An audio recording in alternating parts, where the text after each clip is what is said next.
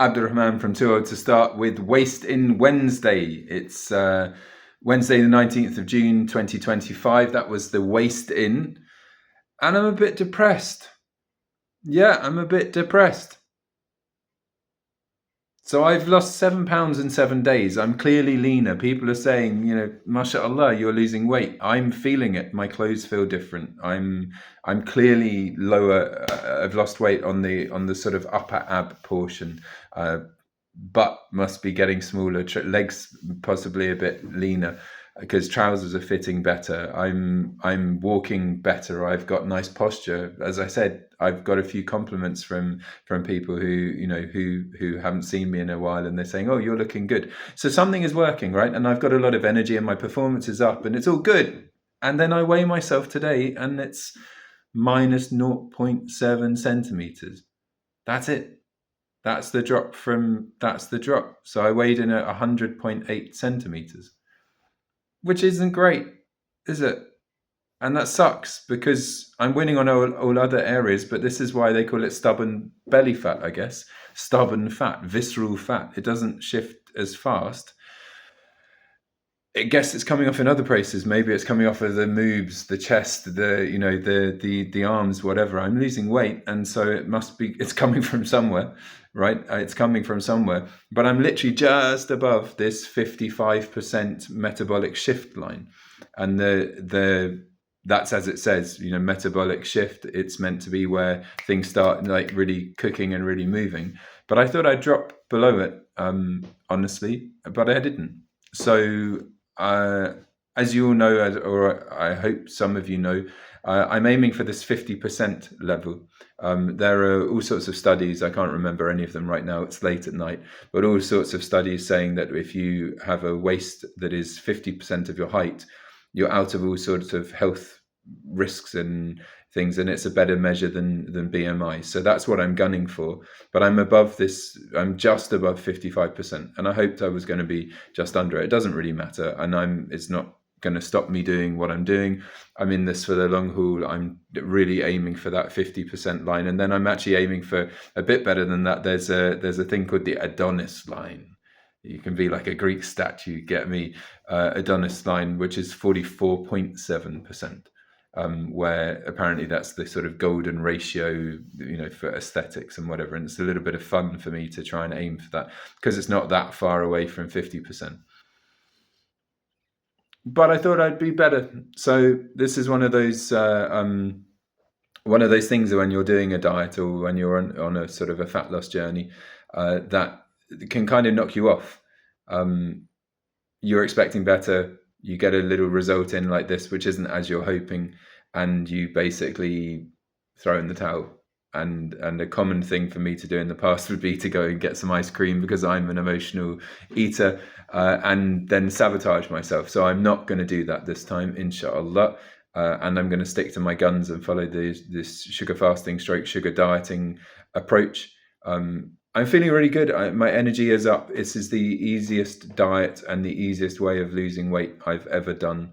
I've done a lot of things in the past. I've tried the Mediterranean diet. I did Michel Montagnac. I've just eaten a standard sort of athlete's diet. I've been keto. I did a lot of fasting, not just the religious fasting for Ramadan, which isn't ever done for the sake of weight loss, but I did intermittent fasting. I did the warrior diet when that first was out because I was one of the early sort of dragon door kettlebell aficionados, and so I experimented with a warrior diet. I've done dry fast, water fasts, long fast, short fast, all of that stuff.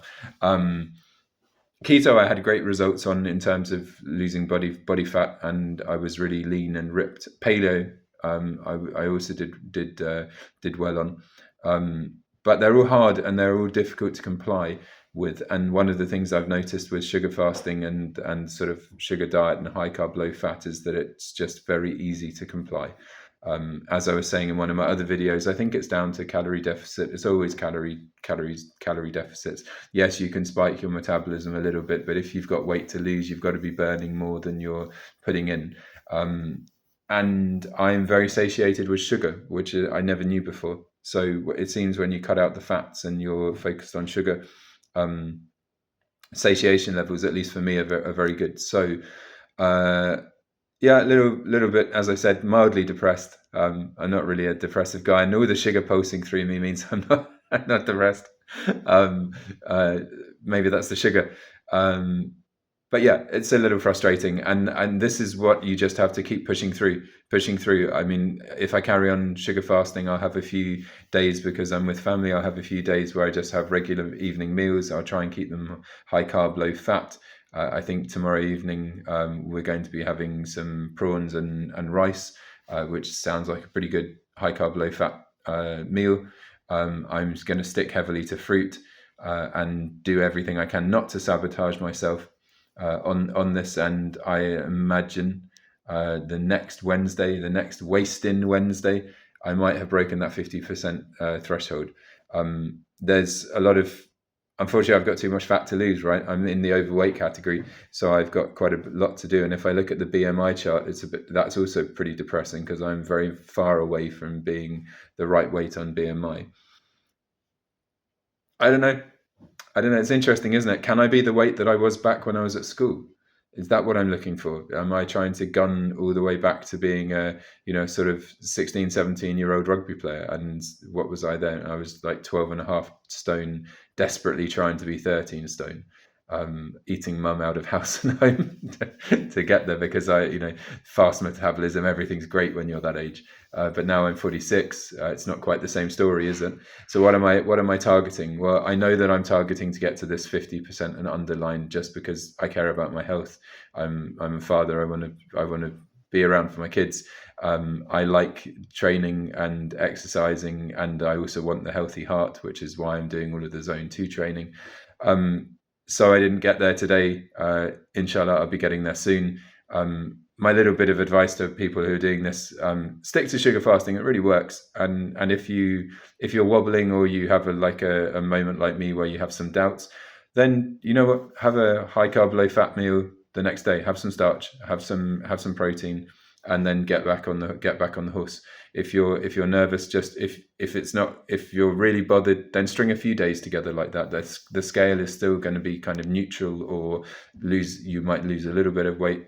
It'll be neutral-ish, and then get back to hardcore sugar fasting and watch the scale go down and stick it out. You've got to ride out these storms. It's going to be it looks like still a journey. It doesn't happen overnight. I've only done 7 days. 7 days, 7 pounds, great result, but it's only 7 days. And I've got to string together, it looks like, what is it, 4 weeks, 5 weeks, maybe 6 weeks. If I can hang in there for 6 weeks, I will be a transformed man. So that's the plan, Stan. There we are. That's my thing. Kind of depressed, but not really depressed. Waist-in wasn't as good as expected. Still lost 7.5 pounds in 8 days. I'm expecting tomorrow the scale will go down because today was a sugar fasting day. I'm happy with this overall. Just stubborn belly fat. Come on, go away. Be gone with you. Sugar, sugar, sugar. Get ripped, Habibi.